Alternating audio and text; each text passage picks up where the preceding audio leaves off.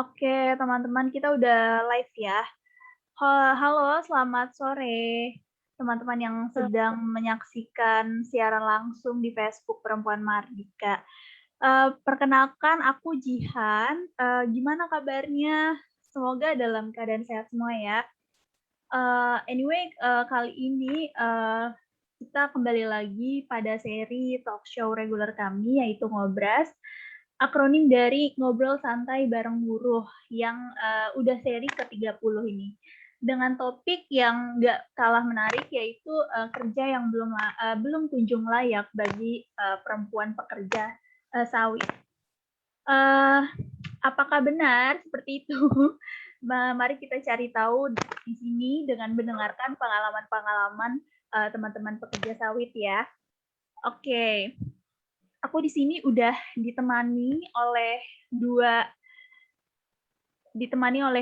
narasumber dari Aca Langsung, ada Kak Rizky sama Bu Sari. Mereka saat ini bekerja di pabrik sawit, dan aku juga mau berterima kasih sebelumnya untuk Kak Rizky dan Bu Sari yang udah mau menyempatkan waktunya untuk hadir dan menemani kita di Ngobras selama 1 jam ke depan ini. Nah, untuk perkenalannya mungkin bisa langsung aja kali ya dari orangnya. Yang pertama ini ada Kak Rizky nih. Halo Kak, gimana kabarnya sore ini? Alhamdulillah baik. Alhamdulillah baik. Kak Rizky boleh nggak perkenalkan singkat aja nih, saat ini kesibukannya apa, dan mungkin Kak Rizky boleh menjelaskan sedikit dari serikat mana kayak gitu. Oke, perkenalkan nama saya Tri Rizky Diana dari Sektor Perkebunan Kelapa Sawit, Kabupaten Nagan Raya, Provinsi Aceh. Nah, di jabatan saya sebagai kerani pembelian, atau sering disebut di sini sebagai administrasi. Kesibukannya bekerja dan bergabung di SPAI atau sering juga bergabung di TUCC pada tahun 2018. Oke. Kak Rizky ini kerani ya, itu bahasa kerani itu administrasi maksudnya ya, Kak, bagian administrasi. Kalau di sini sebutannya kerani gitu. Oke. Terus serikatnya juga di SPAI ya, dan TUCC. Kak Rizky sendiri di SPAI dan TUCC ini anggota atau pengurus juga kayak gitu? Masih anggota ya. Dan satu-satunya anggota perempuan nih. Oh, keren. Apa yang membuat Kak Rizky bisa mau masuk ke SPAI dan ya yang menjadi salah satu perempuan di situ? Jadi satu-satunya perempuan di situ. Ya, yang salah satunya yang menjadi dorongan pertama itu adalah Bapak sendiri. Bapak di sini adalah penggerak aktif dari SPAI atau PSPMI, Federasi Serikat Pekerja Metal Indonesia. Itu Bapak penggeraknya. Kebetulan dari situ saya mulai terbangkitkan bahwasanya keren nih kayak gitu, ini yang harus diperjuangkan kayak gitu. Bukan, tanya juga sama Bapak, cocok nggak nih kalau perempuan ikut? Cocok-cocok aja, boleh. Perempuan bahkan banyak nih yang kendala-kendalanya gitu. Nah, dari situ mulai oke, join deh, aktif deh kayak gitu. Oke, keren. Berarti nurun dari Bapak ya. Bapak juga pengurus kan? Pengurus. Oke. Siap. Sekarang kita kenalan dulu dengan Bu Sari. Halo Bu Sari. Bu Sari. Bu Sari, ada gangguan ini nih. Ada gangguan jaringan. Mungkin nanti bisa sambil mengikuti diskusi kali ini ya. Oke. Mungkin terkait topik yang akan kita bahas itu kan kerja yang belum kunjung layak. Nah, sebenarnya pengantar sedikit sih.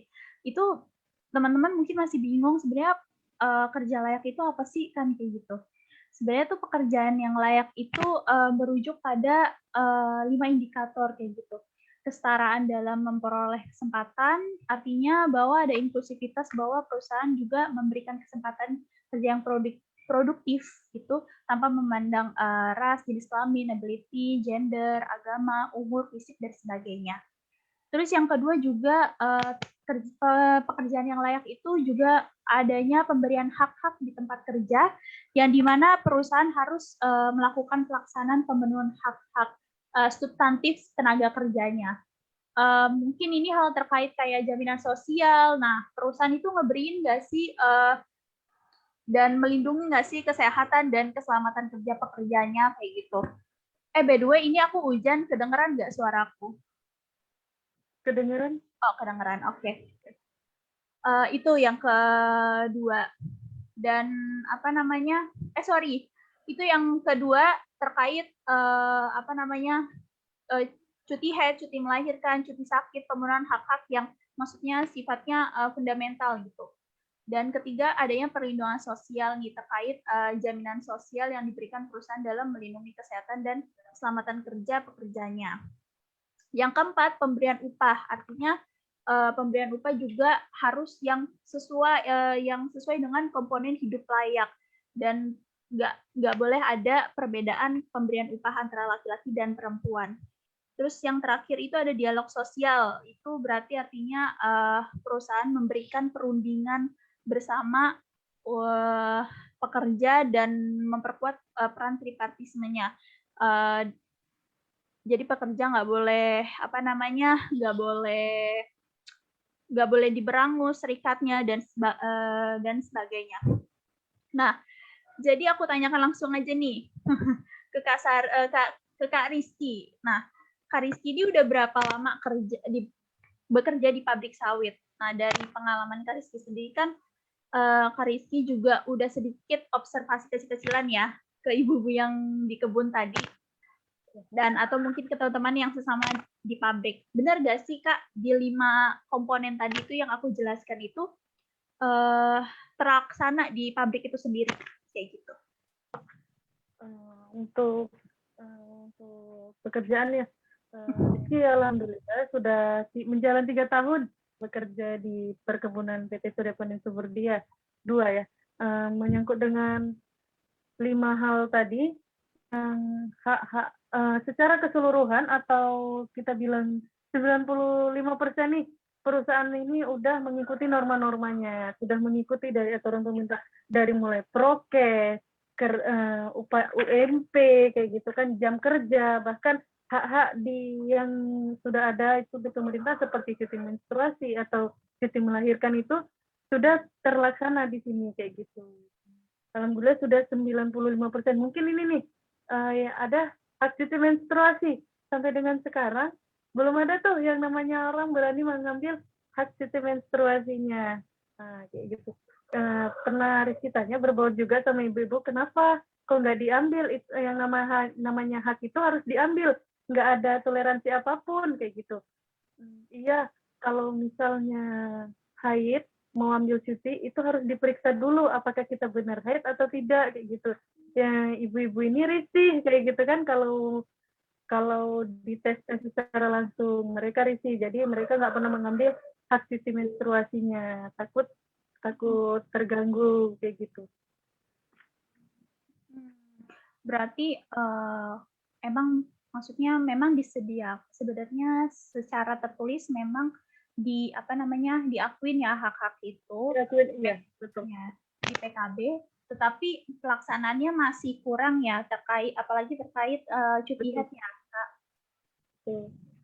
Kalau Kak Rizky sendiri pernah nggak ngalamin hal itu, kesulitan untuk maksudnya memang mungkin lagi sakit banget di hari pertama, tapi dipersulit pengurusannya kayak gitu, administrasinya, atau yang mungkin kayak tadi harus ditunjukin segala macam, itu kan memang udah masuknya ke ranah itu ya, pelecehan seksual kayak gitu. Pelecehan seksual, iya.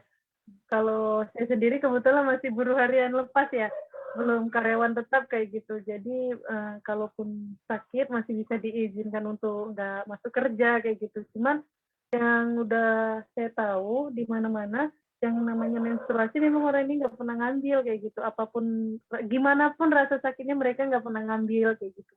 Itulah mengapa wanita itu disebut dengan wanita tangguh, wanita kuat ya kan. Padahal merasakan sakit, tetapi mereka kuat demi nggak mau ada yang namanya itu tadi pemeriksaan sebagainya karena mereka risih bahwasannya itu udah termasuk dengan pelecehan seksual kayak gitu. Iya. Oke, aku mau balik dulu nih ke Bu Sari karena Bu Sari sudah ada di ruangan ini. Ibu tadi belum perkenalkan diri, Ibu. Ibu gimana kabarnya sore ini? Ibu suaranya maaf. Ibu suaranya nggak terdengar di kami.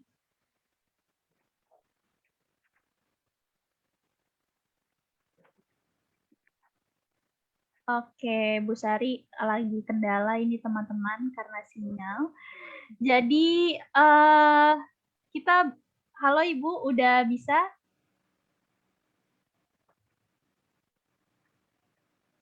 Suaranya nggak terdengar sih Ibu, tapi nggak mute ya. Oke, kita ke Kariski lagi aja kali ya. Boleh. Ibu suaranya masih belum bisa, Bu Sari. Belum terdengar. Kariski mendengar suara Bu Sari nggak? Enggak ya? Iya, memang lagi kendala mungkin ya. Oke. Jaringan. Tadi Kak Rizky sempat nyinggung nih, Kak Rizky ternyata buruh harian lepas ya? Ya.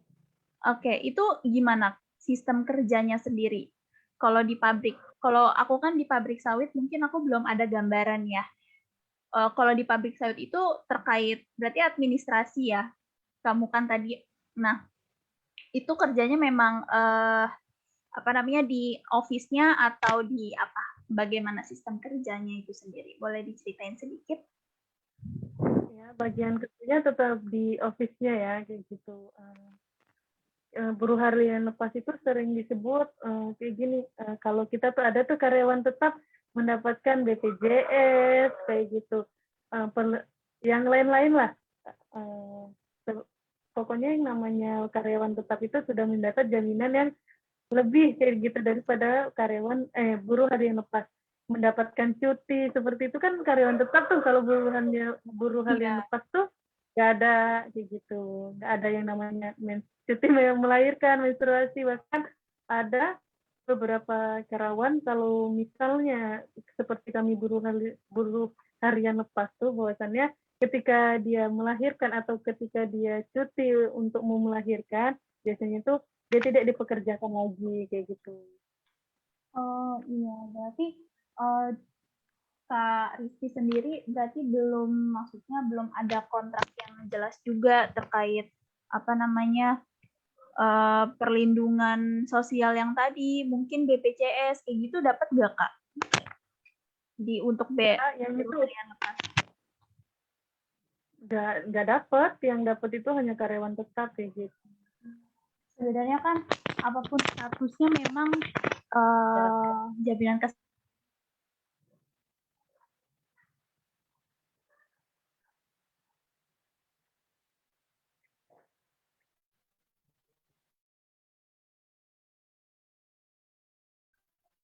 Halo. Sorry, sepertinya moderator kita agak nge-freeze. Jadi tadi, sorry aku juga jadi nggak bisa buka kamera. Jadi tadi moderator bertanya kan tentang gimana sih situasinya yang ternyata teman-teman masih banyak yang belum jadi statusnya masih jadi buruh lepas. Itu gimana sih? Tadi kan udah cerita tuh Mbak tentang sulitnya gitu karena akhirnya nggak dapat cuti haid, nggak dapat cuti melahirkan karena statusnya sebagai BHL gitu ya. Selain itu, kira-kira apa lagi sih yang dihadapi sama teman-teman buruh perempuan sawit sebagai BHL dan kenapa sih alasan pengusaha menjadikan buruh-buruh ini tuh sebagai buruh BHL gitu? Mungkin meneruskan aja ya dari moderatornya udah muncul lagi. Silakan moderator. Oh, maaf ya, aku kok tiba-tiba kelempar ya. Oke, iya seperti itu Kak Rizky, boleh diceritakan sedikit kenapa perusahaan masih membutuhkan buruh harian lepas itu sendiri kayak gitu, dan Kak Rizky sendiri terganggu nggak sih dengan status kerja ini? Mungkin yang tadi kayak nggak dapat jaminan kesehatan, kayak gitu. Mungkin perlindungannya jadi lebih sedikit karena dianggap kerjanya masih informal, mungkin dari statusnya kayak gitu. Silakan Kak. Kalau untuk saya sendiri, karena kebutuhan masih lajang ya, jadi belum tahu tuh kebutuhannya gimana kan BPJS tuh untuk apa kan kayak gitu. Karena alhamdulillah bekerjanya masih dalam ruangan kayak gitu. Untuk ibu-ibu yang lain mungkin biasanya mereka juga mengharapkan nih kapan sih karyawan tetap kayak gitu. Cuman ada mungkin dalam kontrak perusahaan itu menjaga sekian tahun baru mendapatkan SKU biasanya karyawan tetap. Biasanya seperti itu, nggak harus dia masuk langsung menjadi karyawan tetap. Ada sebagian perusahaan yang Rizky tahu, ketika orang ini sudah memasuki 6 bulan bekerja, dia akan mendapatkan jabatan sebagai karyawan tetap begitu. Dari mulai ibu-ibu karyawan semprot, karyawan pemupukan, biasanya mereka langsung dapat itu di perusahaan lain. Cuman perusahaan ini kita mungkin ada jangka beberapa waktu untuk kenaikan karyawan tetap. Biasanya begitu ada jangka waktu. Untuk kendalanya, alhamdulillah sampai dengan sekarang jam kerjanya, kegiatannya masih sama, masih normal, masih sesuai norma, jadi nyaman-nyaman aja kayak gitu. Kalau di perusahaan ini masih nyaman-nyaman aja gitu. Iya. Berarti sebenarnya kalau buruh harian lepas itu bisa juga mendapatkan perlakuan yang mungkin kayak jam kerja jadi panjang, mungkin kayak gitu. Kalau dari Kak Rizky sendiri ngalamin hal itu nggak? Jam kerja jadi panjang, terus pembayaran lemburnya itu jadi seperti apa kalau untuk buruh harian lepas? Sampai sejauh ini masih sama seperti yang lainnya, seperti karyawan tetap juga, gajinya tetap sama, jam lemburnya juga sama. Apabila melewati batas jam kerjanya itu akan tetap terhitung lembur kayak gitu. Cuman untuk pekerjaan seperti di lapangan kayak gitu, biasanya tetap mereka pulangnya ya sekitar jam 11 siang kayak gitu sudah pulang, atau jam 12 siang minimal kayak gitu. Nggak memperpanjang waktu. Kalau Kak Rizky sendiri masuk kerjanya dari pagi sampai jam berapa? Sore. Sampai sore. Dari jam 7 pagi sampai jam 12 itu istirahat jam 2 balik lagi, jam 4 pulang. Oke, gitu. Oke, aku mau coba dulu ini ke Bu. Oh, Bu itunya nggak ada lagi ya. Bu Sarinya kepental lagi. Oke, jadi kita bahas lebih lanjut. Iya, mungkin jaringan ya. Bahas lebih lanjut soal Kak Rizky dulu. Nah, Kak Rizky sebagai anggota di SPA itu sendiri, Kak Rizky ini nggak pernah ikut agenda atau apa yang lagi diadvokasi untuk terkait kerja buruh harian lepas atau sebagai macamnya, kayak gitu, terkait kerja yang nggak layak di perkebunan sawit?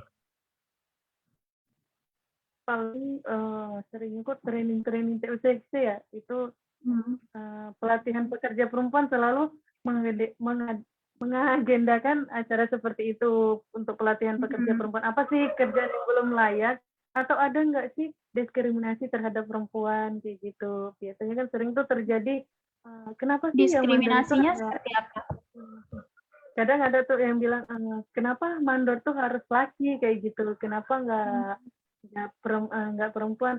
Kalau di perusahaan sendiri sih menjaga ya, mungkin lebih menjaga bahwasannya kalau mandornya perempuan, kan ini di dalam perkebunan nih, di lapangan takutnya ada yang nggak sewenang kayak gitu. Menjaga lebih detailnya di perusahaan ini, menjaga supaya tidak ada yang namanya pelecehan kayak gitu. Kalau di perusahaan lain yang Rizky ketahui ada yang bilang bahwasannya mereka lebih mempercayai bahwasannya laki-laki itu kuat kayak gitu, laki-laki itu bisa, laki-laki itu biasanya menjadi pemimpin kayak gitu.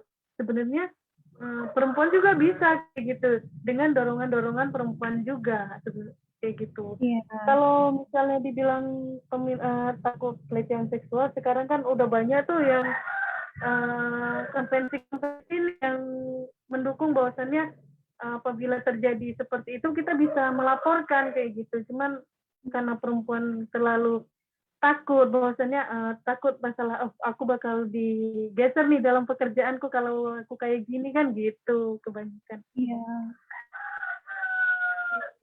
Berarti itu di apa namanya sebenarnya di jajaran manajemennya itu masih kebanyakan laki-laki juga ya di pabrik sawit itu. Ya. Oke, Kak Rizky sendiri kan pernah bilang nih ke aku ya, pernah di lapangan sekitar 1 tahun ya. Itu kerjanya ngapain, Kak? Kalau di lapangan itu, maksudnya samakah dengan buru-buru yang ada di perkebunan sawit itu kayak memupuk atau apa namanya? Ya pokoknya yang di perkebunan itu kayak gitu. Pas di lapangan itu, Kak Rizky gimana kerjanya? Selama 1 tahun itu cuman gini nih, yang ada tuh kalau pokok yang mati kayak gitu kita harus nyatet paling lebih ringan daripada ibu-ibu yang lainnya kayak gitu. Ibu-ibu yang paling saya cuma menyatet pokok yang mati ini berapa di sini, pokok yang itu berapa, yang udah nggak layak lagi itu gimana kayak gitu. Itu aja sih selama 1 tahun, nggak ada kendala apa-apa, alhamdulillah masih aman-aman aja gitu. Oke, itu sistem kerjanya juga sama buruh harian lepas pas di lapangan itu? Ya, betul. Oh berarti apa namanya? Memang mekanismenya seperti itu mungkin ya. Ditaruh di lapangan dulu setahun, baru ditaruh di apa namanya di kantornya atau di pabriknya langsung kayak gitu ya, Kak Rizky? Tergantung kinerja juga sih Kak. Kalau kita mampu bakal dinaikkan nih, kalau nggak mampu kan nggak mungkin juga. Oh iya iya iya. Iya. Oke, Kak Rizky pernah dengar nggak terkait apa namanya buruh-buruh perempuan yang di perkebunan sawit itu sering terdampak kesehatan reproduksinya karena pestisida, apalagi mereka jarang pakai APD, itu alat pelindung diri. Kak Rizky sendiri pernah melihat atau mendengar dari ibu-ibu langsung kayak gitu terkait itu? Nggak pernah sih, karena di sini safety udah mencapai ya, udah semuanya dari mulai apronnya, dari mulai kegiatan, bahkan setelah menyemprot atau memupuk mereka dikasih puding untuk meminum susu kayak gitu biasanya, untuk menetralisir kayak gitu kan.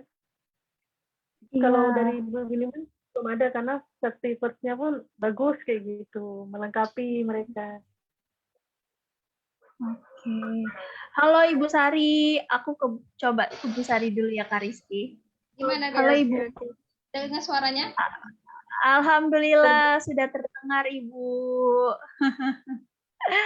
Ibu belum perkenalan tadi ya. Oke. Ibu gimana kabarnya Ibu? Alhamdulillah kabar baik. Oke, alhamdulillah.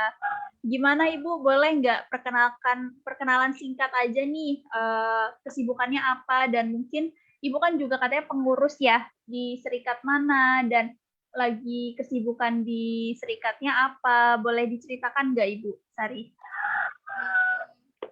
Oke, sama saya kan saya sebutkan juga nama saya Sari Handriani, kan saya kebetulan bertugas dinas di perusahaan di PT PN 1, PT PN 1 Nusantara 1 yang di wilayah Aceh kan. Saya kebetulan di unit pabriknya, di PKS Tanjung Semetok. Tepatnya di unit pabrik PKS Tanjung Semetok. Kebetulan saya di sini job saya di bagian administrasi teknik gitu. Di organisasi kami ada namanya Serikat Pekerja, namanya SPBUN ya, Serikat Pekerja Perkebunan. Kebetulan sebelumnya saya di unit, saya juga sebagai pengurus, tapi sekarang saya di pusat juga sebagai anggota pleno. Kebetulan saya pleno bagian pemberdayaan perempuan. Wah, keren. Agendanya apa aja ini Bu yang udah dilakukan di Serikat Ibu terkait tadi pemberdayaan perempuan itu sebagai pleno di pemberdayaan perempuan itu sendiri? Kalau kami kan ada PKB ya, perjanjian kerja bersama. Di situ aturan-aturan tentang hak-hak pekerja wanita sih rasanya udah terpenuhi semuanya.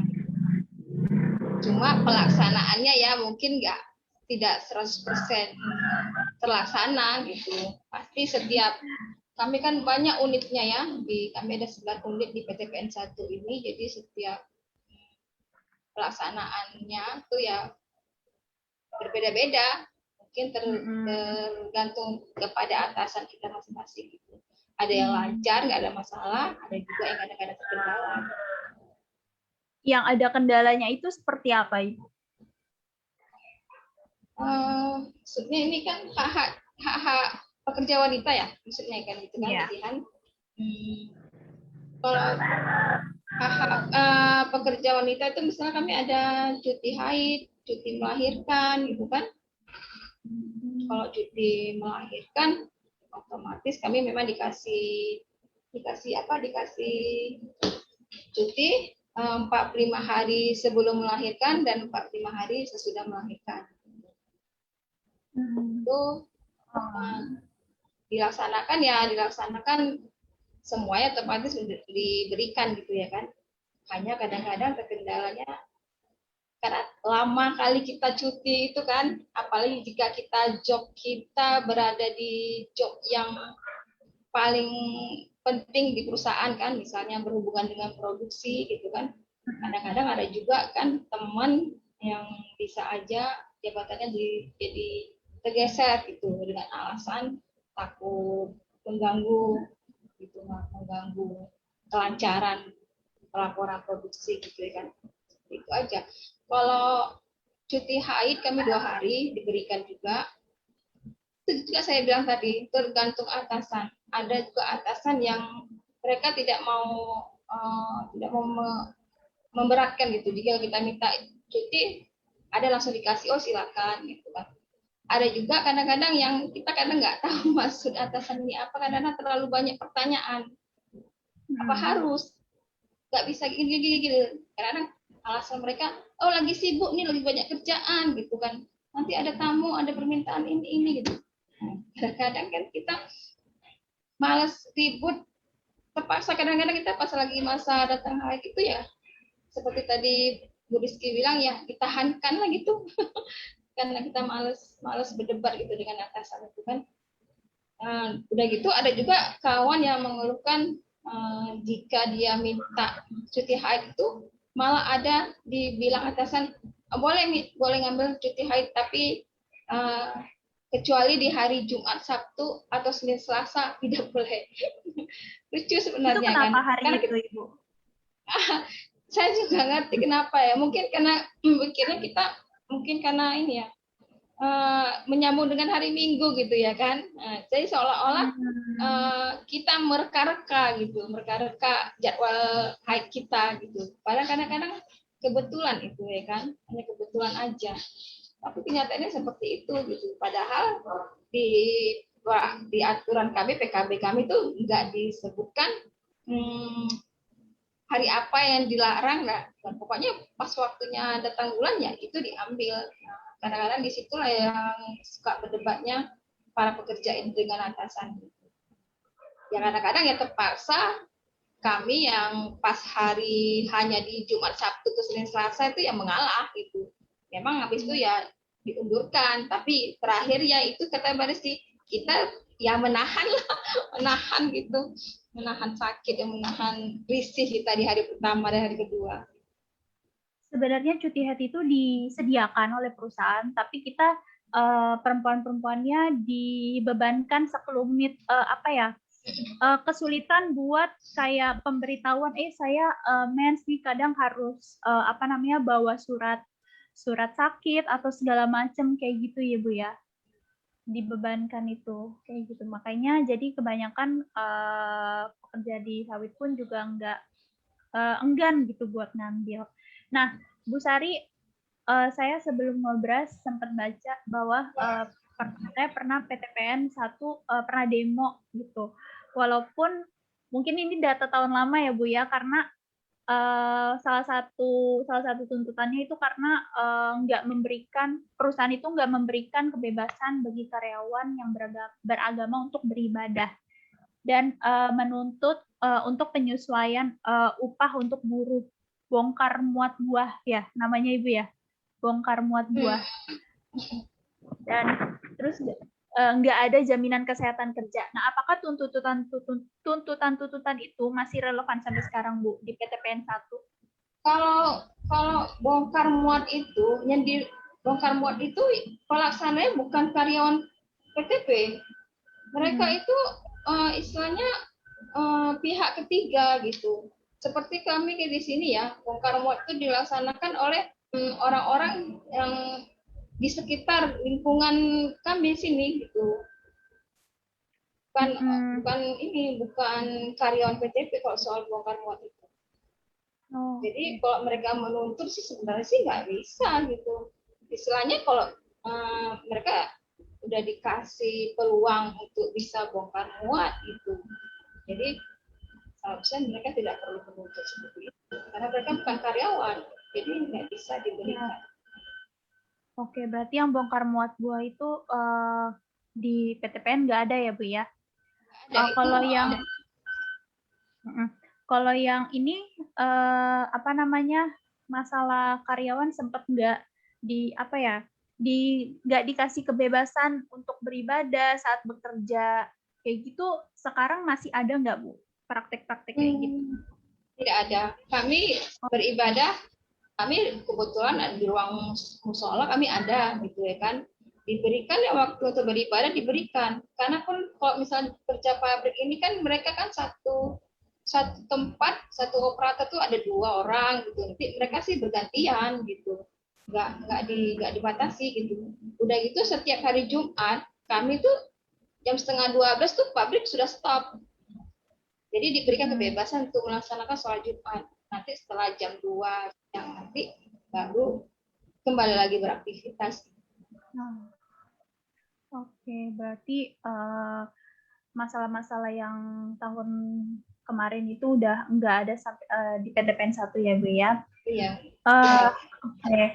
Tempat kerja itu kan udah kayak rumah kedua kita nih Bu ya, buat pekerja. Nah, kalau dalam konteks kerja layak, udah pasti salah satunya itu kondisi dan tempat kerja yang menjamin kenyamanan dan keamanan para pekerja perempuannya. Artinya sudah seharusnya nggak boleh ada tuh kekerasan dan pelecehan di dunia kerja ya Bu ya. Nah, boleh nggak Ibu sharing pengalaman tentang bagaimana sih perusahaan menjamin tempat kerja yang bebas dari kekerasan dan pelecehan seksual? Apakah ada perlindungannya atau memang justru ya jadi nggak acuh gitu perusahaan terhadap kasus itu? Silakan Ibu. Kalau kekerasan di lingkungan kerja kami, kekerasan secara fisik ya seperti tidak ada, tapi kekerasan secara lisan, verbal pasti biasa, itu pasti akan ada. Jika kita kadang-kadang kita bukan melawan atasan, kita hanya ingin menjelaskan, tapi kadang-kadang bagi atasan itu sebuah perlawanan, ya pasti kita akan menerima kekerasan secara lisan gitu ya. Kalau secara verbal, jadi kalau pelecehan itu sebenarnya ya saya rasa di mana tempat pekerja pasti itu ada gitu kan, udah jelas pasti ada tuh. Yang kebanyakannya itu pelecehan secara verbal ya, yang kadang lebih mirisnya lagi yang lakukannya itu kadang atasan, justru karena atasan itu yang melakukan, kadang-kadang para karyawan kita ini nggak berani bicara, mereka diam gitu.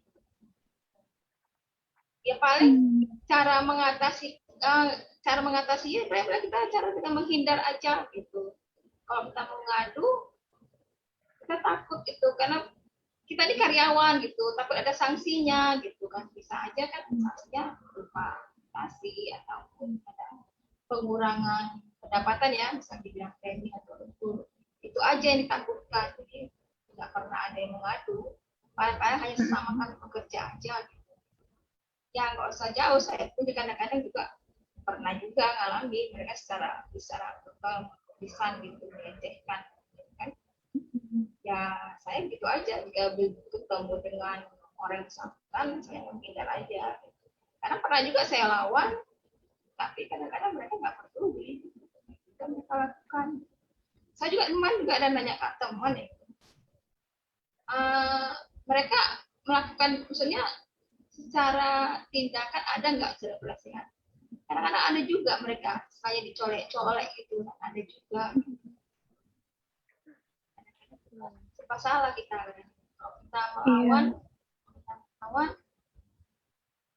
langsung ini beda lah sikapnya gitu atas sama kita. Nanti kok kita biarkan seolah kita suka gitu, jadi serba salah gitu kan. Betul. Iya, betul, Bu. Kadang kita sebagai perempuan, kadang jadi korban pelecehan juga kita dibebankan oleh hal itu ya. Padahal, jadi kita jadi enggan untuk melapor ke perusahaan dan apa namanya, kadang juga daripada dibeban apa namanya daripada ribet segala macam sama perusahaan, akhirnya pekerja perempuan jadi kayak ya udahlah, jadinya dianggap normal kayak gitu ya Bu ya. Kalau Kak Rizky sendiri terkait hal itu Kak gimana di PTS PS2? Kalau untuk ya sama seperti Ibu Sari tadi ya, untuk pelecehan kekerasan secara fisik mungkin nggak ada, secara lisan yang sering ya. Namanya juga dalam bekerja perkebunan kelapa sawit ya, sering terjadi mungkin kalau gitu. Tapi untuk pelecehan seksual itu nggak ada. Mungkin ada kejadian beberapa tahun yang lalu lah, ngalamin sendiri bahwasannya pernah menurut Rizky itu sesuatu nggak nyaman dari Rizky sendiri. Bapak itu duduk di samping Rizky, merangkul Rizky kayak gitu. Namanya juga atasan, Rizky nggak berani ngomong secara langsung, juga takut kan apabila terjadi langsung ngomong ke Bapak bahwasannya Pak Rizky kena kayak gini, ini gimana tindak lanjutnya kayak gitu. Bapak langsung ngomong ke yang bersangkutan, habis itu langsung ngomong ke atasan langsung yang pihak lebih tinggi. Bapak nggak mengambil keputusan sendiri, langsung datang ngomong ini gimana anak saya kena kayak gini, diluruskan bahwasannya dia mengaku dia bersalah. Itu menurut Rizky itu udah melakukan pelecehan seksual gitu. Walaupun mereka merasa jadi mereka merasa nih cuma digituin aja kok kayak gitu, sebenarnya udah jadi tekanan mental sendiri nih buat Rizky kayak gitu. Langsung dikasih pilihan mau dipecat atau dimutasi kayak gitu. Kebetulan Bapak itu mempunyai anak juga besarnya Rizky, jadi dia masih mau membiayai anaknya ya dimutasi ke Kalimantan. Jadi sebenarnya itu jadi tekanan mental kita sendiri. Nah, itu ada tuh fenomena yang dikenal dengan istilah Queen Bee Syndrome. Jadi hasil penelitian mengungkapkan sekitar 58% perundung di tempat kerja itu adalah perempuan dan 90% lagi memilih perempuan lainnya sebagai korban. Kan banyak tuh perempuan lain. Itulah tadi di perkebunan sawit yang Rizky tahu di tempat lain. Kami nggak apa-apa kok dicolek aja biasa kalau itu dibilang kayak gitu. Padahal itu udah termasuk pelecehan seksual, tetapi mereka menganggap bahwasannya itu biasa, cuman bersenda seperti itu kayak gitu. Sebenarnya nggak boleh. Bersenda kan nggak boleh kayak gitu ya. Mungkin ini berkelit-kelindan kali ya. Tadi Bu Sari sempat menyinggung memang kekerasan verbal itu sering terjadi mungkin. Nggak mungkin, maksudnya memang terjadi. Entah itu mandor atau atasan kayak gitu. Nah, kalau di sistem sistem kerja di pabrik sawit itu gimana sih Bu ngitung targetnya itu? Biasanya kan kalau di garment ya Bu ya, kalau di garment itu kan dia targetnya 1 jam berapa baju mungkin kayak gitu. Nah kalau dia nggak nyampe itu kadang nggak boleh pulang atau kena kena omelan, gebrakan, dan kekerasan verbal lainnya kayak gitu, atau bahkan kekerasan fisik juga. Nah, kalau di pabrik, kalau di sawit itu sendiri, targetnya itu kayak gimana? Kalau berarti ini mengenai upahnya gitu ya kan, Mbak Dian? Kenapa, Ibu? Mengenai upah gitu, upah. Iya, upah atau mungkin target sawitnya kayak gitu. Bukan target sawit, sorry, target pekerjaannya mungkin. Target pekerjaannya. Kalau kami sini kan karyawan tetapnya ya kan, memang jam kerja kami itu jam kerja maksimalnya sih 7 jam gitu. Jam kerja pokoknya jadi 7 jam gitu kan. Yang selebihnya jika kita lakukan ya itu dihitung premi atau lembur gitu. Kalau nilai jumlah kerja itu kami kan kalau gaji itu berdasarkan golongan gitu. Ada tingkatan golongannya tuh kan. Gaji pokoknya itu dari golongan, yang nilainya itu ya nanti kami dapatkan dari premi, dari kerja lebih itulah premi atau lembur itu dihitung nanti gitu.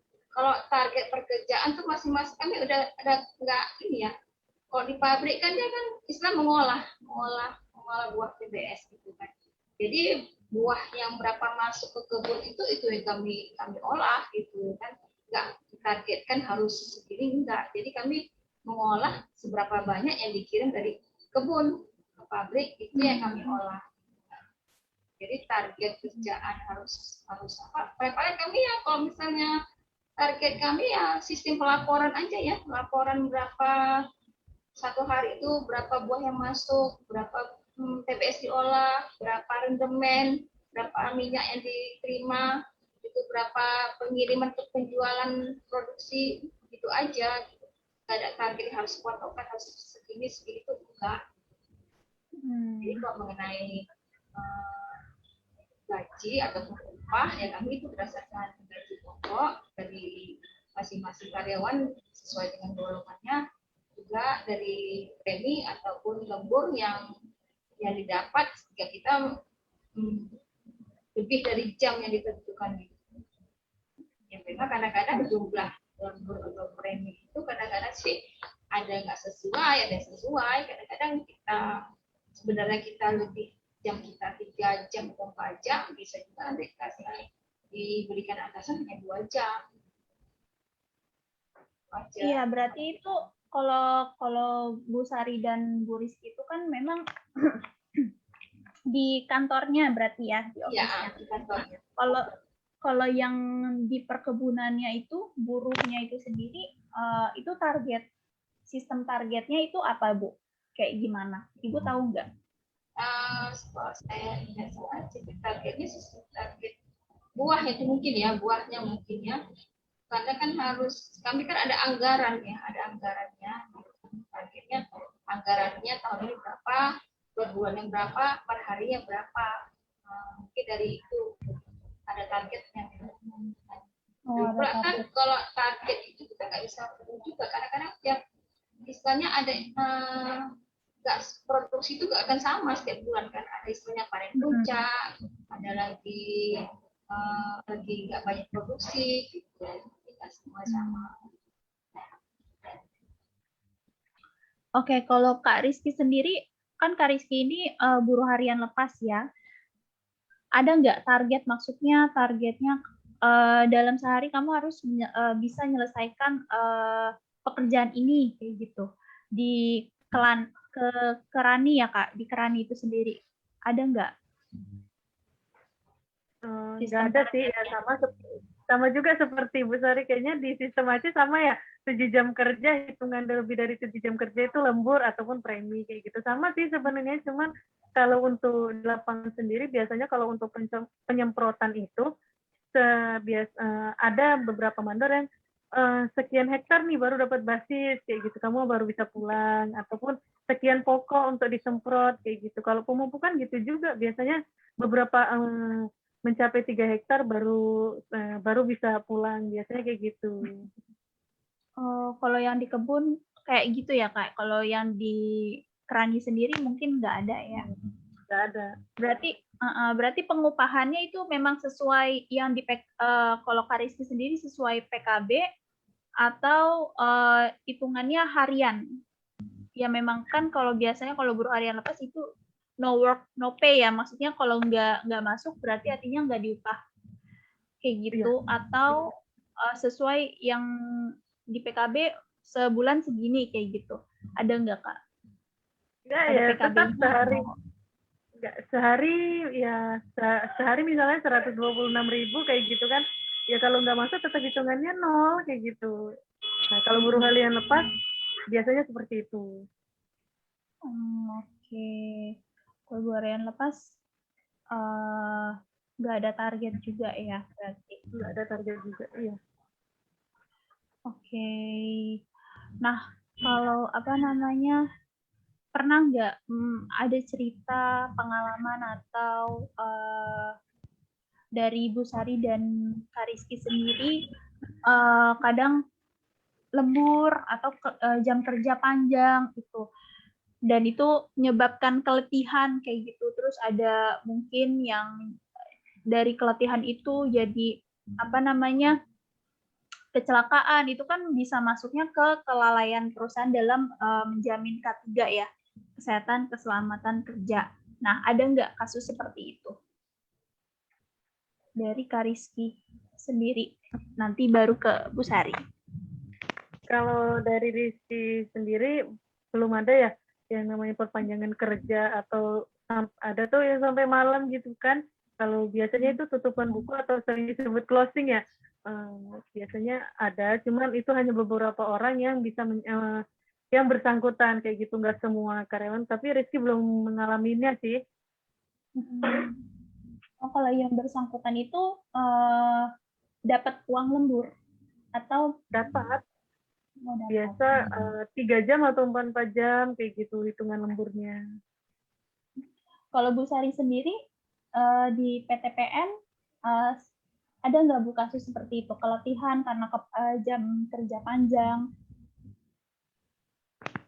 Kalau keletihan sih ya maksudnya sampai berakibat fatal atau sampai sakit itu sih nggak ada, tapi ya letih sih tetap letih, karena sekali-sekali ada juga kami jika udah akhir bulan tuh pasti lembur kadang sampai malam gitu, ataupun kadang ada juga rekan yang kok bulan closing closing itu ya mereka sampai tengah malam. Soalnya ya belum pernah lah kejadian sampai ada kejadian sakit atau apa. Karena kan jika kita kerja malam pun alhamdulillah atasan kita bertanggung jawab ya soal makan, soal fooding itu mereka sediai gitu. Jadi kita nggak akan marah-marah gitu. Nggak akan nggak pernah sakit gitu. Iya.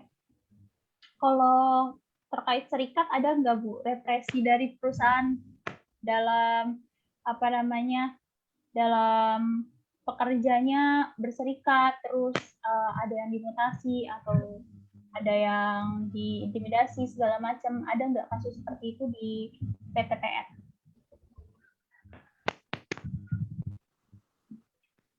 Halo Ibu.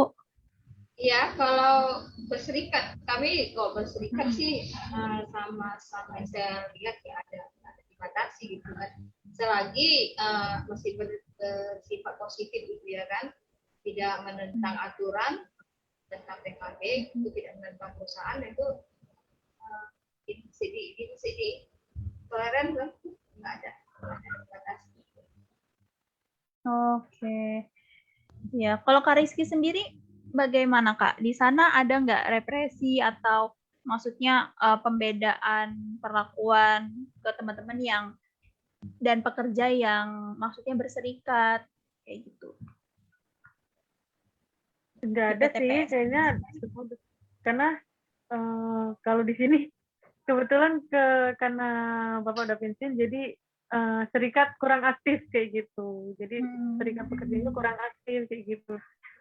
Dulu waktu masih ada Bapak kan aktif nih kemana-mana ataupun sering nih kumpul-kumpul kayak gitu. Sekarang kan nggak, itu yang membuat serikat pekerja rasanya hambar kayak gitu. Iya. Oh, berarti sekarang itu kurang aktif ya Kak, semenjak Bapaknya Kak Rizky udah nggak ini lagi aktif lagi di serikat. Oke. Oke, kita udah mau nyampe di penghujung acara, nggak kerasa 10 menit lagi sebenarnya. Terakhir, mungkin dari aku mau nanya nih, maksudnya harapan dari masing-masing Bu Sari dan Kak Rizky terkait kerja yang layak ingin seperti apa sih ke depannya, gitu. Mau di serikat itu sendiri dan di perusahaan itu sendiri. Boleh dari Bu Sari, silakan. Kalau harapan saya sih ya tentu ya bagi pekerja wanita itu tentu mendapat tempat yang nyaman gitu ya, yang aman gitu kan, tidak ada intimidasi, kalau bisa lebih lebih toleran lagi terhadap pekerja wanitanya gitu kan. Kalau bisa soal waktu kerja pun kalau bisa ya yang sampai terlalu malam, karena para pekerja wanita ini kan juga seorang ibu, juga seorang istri, mereka juga punya keluarga gitu. Oke. Itu aja lah. Oke. Kalau dari Ibu, satu pertanyaan, kalau dari Bu Sari sendiri tadi terkait BPJS, Bu Sari dijamin nggak jaminan kesehatannya sama perusahaan? Oh, kami jamin BPJS, kami ada BPJS tenaga kerja, juga ada BPJS kesehatan, kami juga ada. Oke. Kalau di buruh sawitnya sendiri, Bu, di perkebunan, Ibu tahu nggak? Karena kan katanya di Monabi.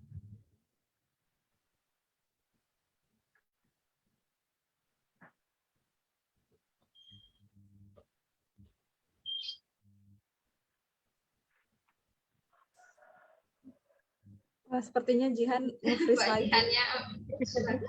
Jihan nge-freeze lagi. Jihan mau, oke, udah. Jihan? Pertanyaannya Mbak Jihan diulang lagi. Oke. Aku nggak stabil ya internetnya. Jadi iya, oke. Jadi tadi Ibu bilang Ibu mendapatkan jaminan kesehatan, maksudnya BPJS ketenagakerjaan juga, kesehatan juga. Nah, saya sempat baca di Bongkatai nih Bu, bahwa kebanyakan buruh sawit, maksudnya yang di perkebunan itu belum terdaftar di BPJS. Itu benar nggak Bu? Atau Bu Sari pernah nggak menemukan hal itu? Gitu. Saya sih belum ada terdengar seperti itu. Mungkin kalau bukan tidak terdaftar, mungkin bagi karyawan yang baru mungkin terlambat aja mungkin pendaftarannya gitu. Kalau saya rasa setiap ada karyawan baru otomatis langsung didaftarkan gitu. Karena kan ada juga itu potongannya kan nampak sih di gajinya nampak potongannya ada berapa potongan BPJS itu. Jadi saya rasa nggak mungkin lah telat atau terlambat. Saya belum pernah dengar.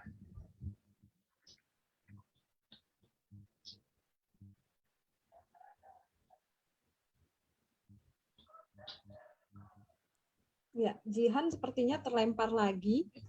Tadi Jihan mau tanya sih, kalau dari, Jihan.